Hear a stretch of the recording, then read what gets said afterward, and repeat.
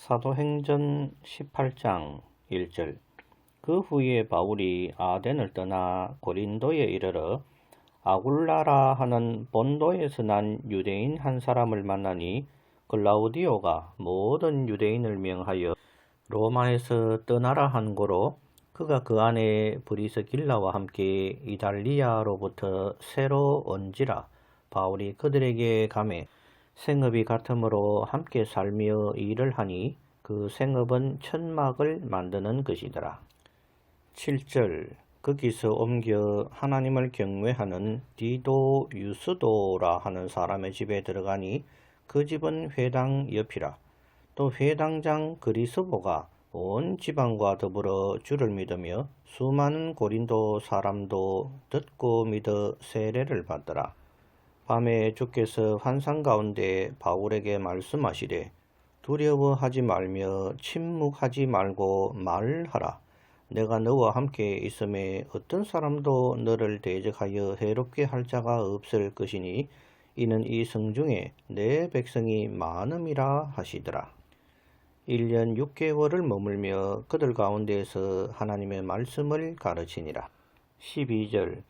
갈리오가 아가야 총독되었을 때에 유대인이 일제히 일어나 바울을 대적하여 법정으로 데리고 가서 말하되 이 사람이 율법을 어기면서 하나님을 경외하라고 사람들을 권한다 하거늘 바울이 입을 열고자 할 때에 갈리오가 유대인들에게 이르되 너희 유대인들아, 만일 이것이 무슨 부정한 일이나 불량한 행동이었으면 내가 너희 말을 들어주는 것이 옳거니와 만일 문제가 언어와 명칭과 너희 법에 관한 것이면 너희가 스스로 처리하라. 나는 이러한 일에 재판장 되기를 원하지 아니하노라 하고 그들을 법정에서 쫓아내니 모든 사람이 회당장 소스데네를 잡아 법정 앞에서 때리되 갈리오가 이 일을 상관하지 아니하니라. 18절. 바울이 더 여러 날 머물다가 형제들과 작별하고 배 타고 수리아로 떠나갈새 브리스길라와 아굴라도 함께 하더라. 바울이 일찍이 서원이 있었으므로 겐그리아에서 머리를 깎았더라. 에베소에 와서 그들을 거기 머물게 하고 자기는 회당에 들어가서 유대인들과 변론하니 여러 사람이 더 오래 있기를 청하되 허락하지 아니하고 작별하여 이르되 만일 하나님의 뜻이면 너희에게 돌아오리라 하고 배를 타고 에베소를 떠나 가이사랴에 상륙하여 올라가 교회의 안부를 물은 후에 안디옥에서 내려가서 얼마 있다가 떠나 갈라디아와 부르기아 땅을 차례로 다니며 모든 제자를 굳건하게 하니라. 24절. 알렉산드리아에서 난 아볼로라 하는 유대인이 에베소에 이르니 이 사람은 언변이 좋고 성경에 능통한 자라.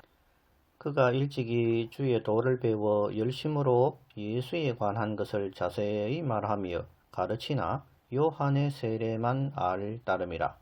그가 회당에서 담대히 말하기 시작하거늘 브리스길라와 아굴라가 듣고 데려다가 하나님의 도를 더 정확하게 풀어 이르더라. 아볼로가 아가야로 건너가고자 하므로 형제들이 그를 격려하며 제자들에게 편지를 써 영접하라 하였더니 그가 감에 은혜로 말미암아 믿는 자들에게 많은 유익을 주니 이는 성경으로서 예수는 그리스도라고 증언하여 공중 앞에서 힘있게 유대인의 말을 이김이르라. 2절에 글라우디오가 로마에 있는 유대인들은 모두 로마를 떠나라는 지시를 내립니다. 그래서 로마를 떠나게 된 아굴라와 브리스길라가 사도 바울을 만나는 큰 일이 일어나게 된 것입니다. 11절에 고린도에서 1년 6개월을 체류하면서 데살로니가서나 갈라디아서 같은 서신들을 바울이 쓰게 됩니다. 23절은 바울이 3차 전도 여행을 출발하는 장면입니다. 부르기아와 갈라디아를 거쳐 지나가면서 복음을 전했을 것이며 목적지는 에베소로 향하고 있음을 성경 속에서 확인할 수 있습니다.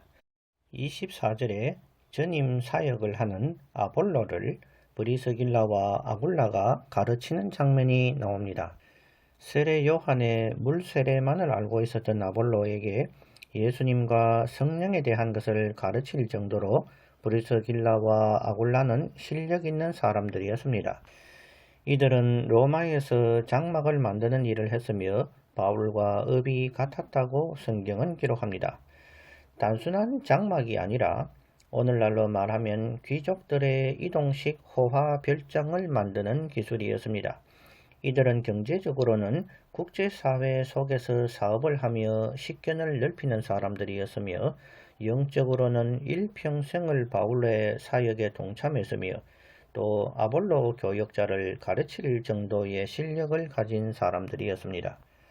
집사라고 마냥 목사가 먹여주는 젖만을 기다릴 것이 아니라 스스로 성경을 읽고 연구하여 자기 자신의 영적인 양식을 스스로 먹을 수 있는 실력을 길러야 할 것이며 집사나 장로나 목사나 할 것 없이 누구든지 성경을 강론하며 앉았을 때에든지 섰을 때에든지 집에 있을 때에든지 밖에 있을 때에든지 하나님의 말씀을 전하고 가르치는 사명이 오늘 성도들에게 다 있는 것입니다.